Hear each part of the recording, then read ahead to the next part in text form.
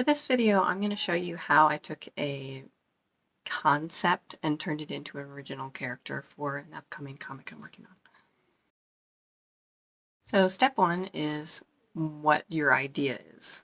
And in my case, I was inspired by that weird moment when someone says something or asks something and you know it. You know the answer, but your brain is not giving it to you. And it's very frustrating. And then usually as soon as they leave, it pops in your head and you're like, ah, I knew it. And I was thinking, what if there are little characters, little creatures in your head that sort all your memories, and sometimes they mess up and put things in the wrong place, and that's why you can't find it, but you know it's there.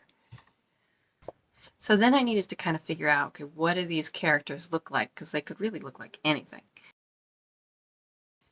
So I was thinking, okay, well, these little creatures, they have to get files and move them around. So maybe their arms are really long, and then maybe they would look cute with one eye or two. Then I started to think about, well, what is their main function? Like, what are these little creatures? And I thought they're little librarians. So I liked the idea of adding that stereotypical nice lady with the hair up in the bun and in the dress.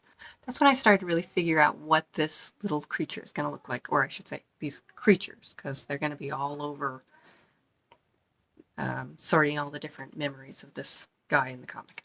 Using a mind map could be very helpful to try to figure out the different things your character needs to do or different aspects you want to include, and really cement down what their purpose is, and then let their purpose show you what they should look like. I found two very helpful videos on how to do character design, and I linked them down below. Considering that this is going to be a comic, I'm going to have to draw them a few times. It's going to be really short, maybe a page or two. So I'm keeping their design really simple shapes, mostly circles.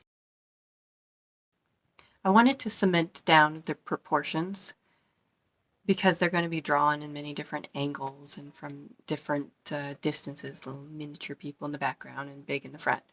And perspective, that's what that's called. And I realized that the head made up half the little character, and the dress made up the other half, with just a little bit added on the top for the bun and a little bit added on the bottom for the feet.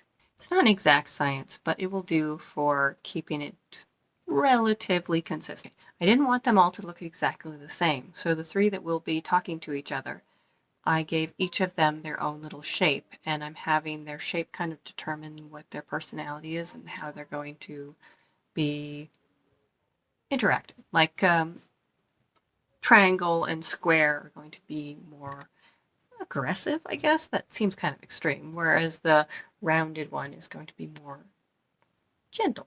And that's it. That's the whole process of creating your own little distinct character. It really doesn't have to be that complicated, but